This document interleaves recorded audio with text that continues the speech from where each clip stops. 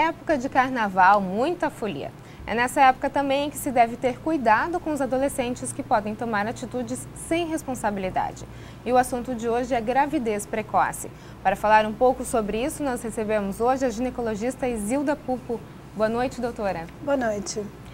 Doutora, nessa época de carnaval, os chamados filhos do carnaval, que são as crianças concebidas nessa época do ano, elas são bastante comuns, né? Como a gente pode auxiliar os adolescentes a evitar, a se prevenir? Nós temos um trabalho muito árduo pela frente, porque por mais que os adolescentes tenham informação, a gente sabe que esses números são alarmantes. Apesar de ter havido uma diminuição grande da época de 1990, que era altíssimo, estava num crescendo, uma curva ascendente, depois dos anos, agora dos anos 2000, 2004, 2005, começou a diminuir. Porém, ainda é enorme o número de adolescentes que engravidam.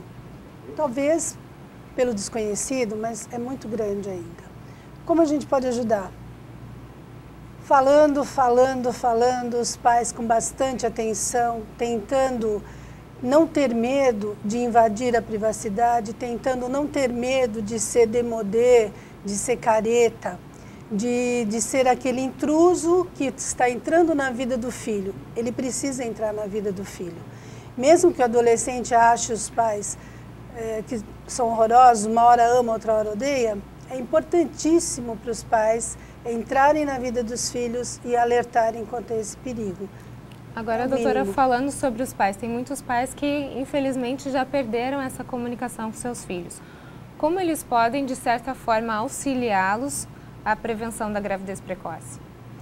Olha, o básico seria levar essas meninas, no caso, as mocinhas de 12 anos, 10 anos, quando elas já estão tendo contato com o mundo de regalias, de tentações do outro lado, quando elas começam a sair do clube das meninas e também querer ver os meninos, levar para uma consulta, levar para uma orientação. A gente faz esse tipo de orientação. Tanto na Clinimater, onde eu trabalho, como no consultório, a gente atende bastante e as mamães levam mesmo.